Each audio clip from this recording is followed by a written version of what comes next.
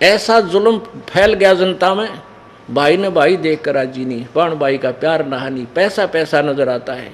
या बकवादें आती हैं, डीजे, शराब पीना, सरेआम बहन बेटियों के साथ बदतमीजियां होनी, ये समाज बना दिया इन नकली संतों ने। अब इसको सुधारना है, इस तत्व ज्ञान से सुधरेगा, 100% सुधरेगा, क्यों सब दुखी हो चुके हैं। अब एक से एक बढ़िया टेलीविजन बना लिए, दिन रात गाने, फैक्स ये क्या बोलना है, FM के, और टेलीविजन, इसमें मोबाइल छोटा सा, इसमें पूरी फिल्म 3-3, 4-4, 10-10 घंटे की बकवाद भर के, और सब देख देख कर छक लिए। क्योंकि ये आत्मा की खुराक नहीं और मन की सेटिस्फेक्शन हो ही नहीं सकती, चाहे कितना कि मैं बना ले। आप एक गाना बढ़िया सा चलता है कोई फिल्म में, एक बार तो सब के मुंह पर वही होता है, और हफ्ते पीछे वो कहीं चले तो भी अच्छा ना लगता। तो इस प्रकार एक समय ऐसा आएगा, इन बकवाद सब छक लेंगे, और किसी के कैंसर, किसी के ब्रेन ट्यूमर, किसी के फेफड़े गल गए, किसी के अधर्म मारेगा, किसी को मेंटल हो जाएगा, टेंशन। तो ये सारे की ब्रेनमैटी होगी। जब ये भौतिकवाद के परेशान किए हुए फिर आध्यात्मिकवाद को ग्रहण करते हैं, फिर ये सीधे पूछड़ होंगे इनके, जब आएंगे भगवान भी बजेंगे, ब्रेनमैटी करवा लेंगे, तो फिर ये समाज सुधरेगा। इस ज्ञान को सुनेंगे, इस आध्यात्मिक, इस तत्व ज्ञान के बिना और कोई भी ज्ञान ऐसा नहीं है जो पृथ्वी पर शांति पैदा कर सके या माया से मन हटा सके, और साथ में परमेश्वर पावर हमारे साथ होगी, तब ये मन टिकेगा। तो प्रसंग चल रहा था कि ये इन संतों पंथों के पास ना तो कोई वर्ड पावर है, ना इनका आध्यात्मिक ज्ञान श्रेष्ठ है, जिस कारण से समाज जो पुण्य आत्मा पहले अच्छी आत्मा थी वो भी गिरावट में आने लगी। क्योंकि उनको जो भगवान से मिलने वाला लाभ वो लेने गया था प्रभु से, वो मिला नहीं। फिर कोई तो मिलावट करने लग गया, कोई दूध में पानी गिर गया सेठ बनने लग गया, कोई और तरीके से, कोई रिश्वत लेकर, कोई कुछ करके, कोई कुछ करके, कोई 2 नंबर के धंधे करके सेठ बनना चाहता, कभी नहीं बन सकता। अब जो चोरी, ठगी या मिलावट, रिश्वत आदि डाके मार के जो धनी बनना चाहता है, वो परमात्मा के विधान से अपरिचित है। मासा घटे न तिल बधै, विधना लिखे जो लेख, परमात्मा के द्वारा लिखा गया प्रारब्ध, उसमें कोई भी परिवर्तन नहीं कर सकता। ना श्री ब्रह्मा जी, ना श्री विष्णु जी, ना श्री शिव जी, ना परब्रह्म, ना परब्रह्म, केवल पूर्ण ब्रह्म कर सकता है। वो परम अक्षर ब्रह्म कर सकता है, जो कंप्लीट गॉड है, जो पूर्ण परमात्मा है। तो जब जो प्रारब्ध आपका लिख दिया उसमें कोई परिवर्तन नहीं हो सकता। कब तक? जब तक आप परम अक्षर ब्रह्म की भक्ति और परम संत से लेकर नहीं करोगे, गुरु बनाकर नहीं करोगे। और हम दुखी हो जाते हैं तो सुख प्राप्ति के लिए, कष्ट निवारण के लिए संत परमात्मा की तलाश में संत के पास जाते हैं, और वो संत जो विधि बताता हम करते भी हैं, फिर भी राहत नहीं मिलती। तो संत क्या कह देता है कि बेटा ये तो तेरा प्रारब्ध है, ये तो तुझे भोगना ही पड़ेगा। जब उसके सारे जंतर मंत्र फेल हो जाते हैं, फिर वो इन शब्दों पर आ जाता है और कहता है, देख भाई, भगवान श्री राम ने बाली को मारा था, सुग्रीव के भाई को। त्रेता युग में विष्णु अवतार थे श्री रामचंद्र जी, और द्वापर युग में उसने फिर श्री कृष्ण रूप में आकर के श्री विष्णु जी ने वो बदला देना पड़ा, अपने प्रारब्ध का क्रम भोगना पड़ा, और एक पारधी ने भगवान श्री कृष्ण के पैर में तीर मारकर उनकी हत्या की, बदला दिया। फिर हम वहाँ संतुष्ट हो जाते क्योंकि हमें ज्ञान था ही नहीं। भाई बात तो गुरु जी सही कह रहे हैं, जब श्री कृष्ण और विष्णु जी ने बदला देना पड़ा, कर्म भोगना पड़ा, किया हुआ, तो हमें भी भोगना ही पड़ेगा। अब पुण्य आत्माओं, फिर भगवान की आवश्यकता क्या रहेगी? जब हमें जिसे हमारे कर्म में फूटे फाटे उनमें दुख ठाना है, तो भगवान की क्या आवश्यकता रहेगी?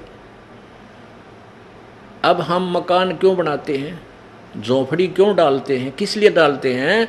कि आने वाली प्राकृतिक आपदाएं से बचावे।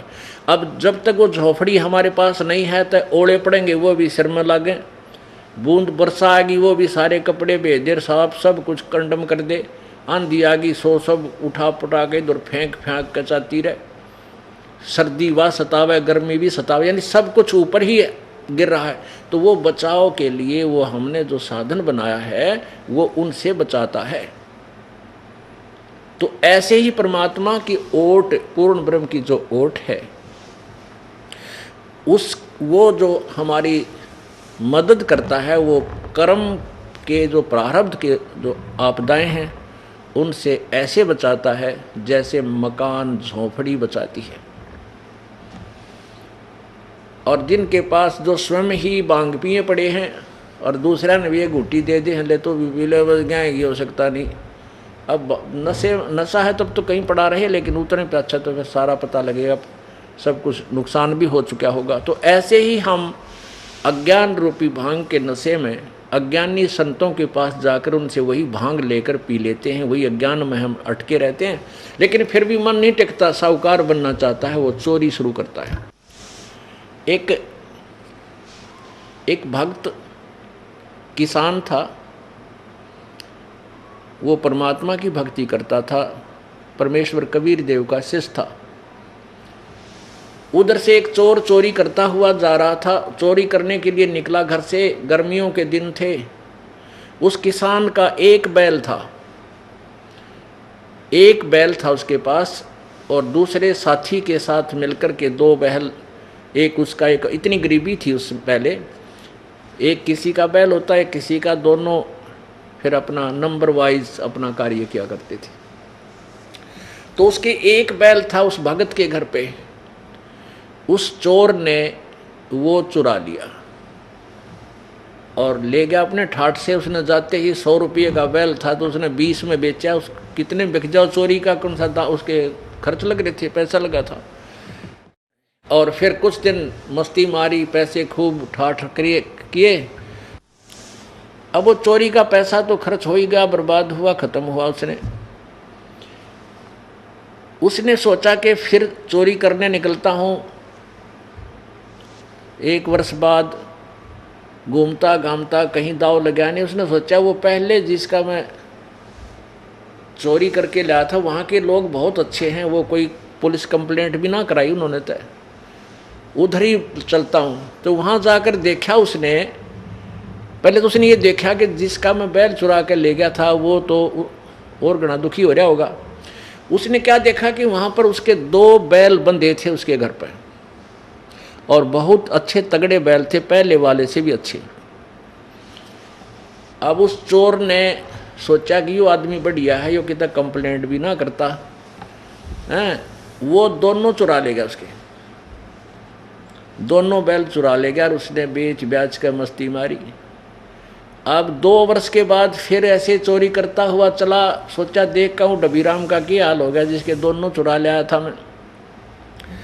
वो गया तो वैसे देखने था, पता था वो तो कंडम हो चुका होगा बेचारा, गरीब आदमी कहाँ से लाया होगा बैल, कितना भूखा मरता होगा, मजदूरी करने लग गया होगा। उसने क्या देखा कि उस व्यक्ति का बहुत अच्छा मकान बना हुआ और 4 बैल बंधे हुए उसके, 4। उसने एक अपना नौकर रखा हुआ था, 2 बैलों से स्वयं हल जोतता था, एक नौकर से, 2 बैल से नौकर चलाता था। अब उस चोर ने सोचा रे तेरा गजब हो, मैंने इसके 3 बैल बेच दिए, चुरा लिए, और मेरा नाश होया पड़ा। मेरे पास आज एक नया पैसा भी को नहीं है, पहले से भी वीक यानी घना निर्धन हो गया, और इसका 4 बैल बंध गए। अब उसके हाथ पैर फूल गए, भाई सा के जंतर मंत्र जाना है, यो इसके पास इसी के विद्या है कि इसके मेरा तो नाश हो गया, 3 बैल चुरा ले गया और इसके पास ये ठाठ है। अब वो चोर, वो वहीं गर्मियों के दिन थे, वो किसान भी वहीं बैलों के आसपास आंगन में सो रहा था। उस चोर ने जाकर वो किसान उठाया कि उठिए भाई। वो किसान बोला भाई क्या बात है, क्या बात है कि मन एक ज़रूरी काम है भाई, मुझे सोने दे, सारा दिन मैं काम कर रहा हूँ, थका पड़ा हूँ, के काम आ गया रात ने तने भाई, मैं एक ज़रूरी काम आया हूँ। अरे कौन है तू? हक मैं चोर हूँ। उस किसान ने सोचा मजाक करे भाई, चोर है तो तू जा, मन तंग ना करे मेरा वीरा, भाई मुझे सोने दे, तू अपना काम कर ले, चोर है तय। अब वो तो कहता मजाक में, ना चोर के न्यू क्या अगर मैं चोर हूँ, उसने ऐसा सोचा। तो उन्होंने बोला भाई जिस काम को तू करने को कह रहा है वो काम आज मेरे तो हो नहीं रहा, इसलिए मैं तुझे जगाऊं, एक बार उठ ले तू। मैं चोर हूं और वो चोरी करने आया था, पर आज चोरी मेरे से होती को नहीं। वो किसान उठ गया भाई, वो के सांग आ गया रात ने, खाम खा दुखी कर रहा। वो बैठ गया, भाई तू बता क्यों सिर में दर्द कर रहा है मेरा, के कहानी है बता, पढ़न दे मैंने ना, तू राह चलता हो तो खाना बनवाऊँ तेरी खातर। नो बोला भाई मैं तो राह चलता को ना, नाश करनिया हूँ, मैं चोर हूँ और तेरे 3 बैल मैं चुरा के ले गया। अब उसका जच्चा निक चोर के दे नो बतला करा के बकवाद करेगा। उसकी आंखों में पानी आ गया चोर के, भाई एक बात बता दे मुझे, तेरे पास ऐसी कौन सी विद्या है, तेरा पहला बैल मैं चुरा के ले गया। फिर उस किसान के जचन लगी कि भाई वो बात तो कुछ गड़बड़ में है, तेरा पहला बैल, एक बैल था तेरा, उसने मैं चुरा के ले गया, और वो बढ़िया बैल था, मैंने 20 रुपये में बेच दिया, और कई दिन तो मेरी खूब मौज रही, वो खर्च हो गए। भाई दूसरी बार मैं आया तो तेरा 2 बैल पाए मैंने, वो दोनों मैं चुरा ले गया। और भले आदमी तो इतना शरीफ ला गया तने कि तब पुलिस रिपोर्ट भी ना करी। इसलिए मेरी हिम्मत नहीं बढ़गी कि भाई चल आज मैं वो तेरे 2 बैल भी मैं ले गया, और उनको भी बेच बेच के मैंने 1-2 साल पे काम चला लिया, और भाई फिर मैं भूखा का भूखा और मेरा नाश हो गया, तेरे 4 बैल बंद रहे। आज मेरा मैं तो कलेजा पकड़ के बैठ गया तेरी 4 पाई के सारे। भैया विद्या बताइया कौन से जंतर मंत्र है तेरे पास, तू तो गरीब आदमी दिखा था। फिर उसका जचगी कि तो सचमुच भाई कर्म ठोक है, चलो आज इसके भाग जागते होंगे कि अगर इसी कारण से इसकी जीवन लीला बदल जाए। तो उसने कहा भाई तू तो घना कामिल आदमी है, बहुत अच्छी आत्मा का है, चोर के नो बताया कर अपनी आके, और सीने से लगा लिया भगत ने, कोई बात ना भाई, मेरा था को नहीं वो तेरे, तो मैंने तेरा की तो चुरा रखा होगा पहले या तो, और नहीं बेटा भगवान ने मेरा तीत कई गुना दे दिया। तब उसने बताया भाई जब चोरी करना तय और सेठ हो और घर में सुख हो तो कोई ना काम करे। देखो मैं एक गुरुदेव का शिष्य हूँ, हमारे गुरुदेव ने यही पढ़ाई है हमारे तय कि बस भूखा रहना बेटा, चोरी मत करना। अब चोरी करके तू धन ले गया, मेरी आत्मा कितनी रोई। चल मुझे तो भगवान का ज्ञान था, सब्र कर लिया, 100 तरह ज्ञान दे रखा था मेरे गुरुदेव ने, भाई कोई मांगता होगा तेरे पिछले जन्म का है, अन्ना तो भाई भगवान गणा देगा मुझे। तो इस तरह मन ने तो दिल डांट दिया, पर मेरे बालक तक खूब रोए, इनने तो मनी, इनकी आत्मा तो दुख पाई। अब वो पाप तो तेरे लिखे गए बेटा, वो तेरे पाप लिखे गए तेरे बैंक अकाउंट में, और पैसा रहा को नहीं जो तो चोरी करके ले गया था, वो तो खत्म हुआ, क्योंकि तेरे भाग में को नहीं कि तक कोई बालक बीमार हो गया होगा, या कि शराब भी ने पी कर बर्बाद किए होंगे तूने। और भाई परमात्मा की शरण ले, अपना कल्याण करा ले बच्चा भाई, और चल तुझे गुरुदेव से नाम दिवा दूँ, उपदेश ले ले। ये हमारे पास एक विद्या है, ये जड़ी बूटी है साहूकार होने की, और तो भी सेठ हो जाएगा, तेरे पास तेरा गुजारा भी ठीक हो जाएगा।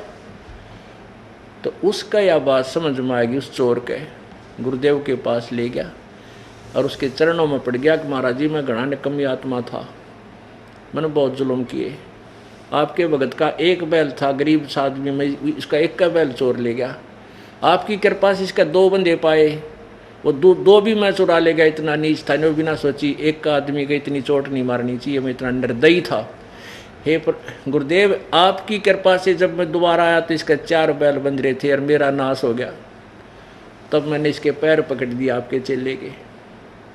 तो इसने कहा भाई मेरे पैर हम कुछ ना रखा, चल तेरे को परमात्मा स्वरूप संत से मिला देता हूँ, तेरा कल्याण हो जाएगा, मैं आपके चरणों में आया हूँ।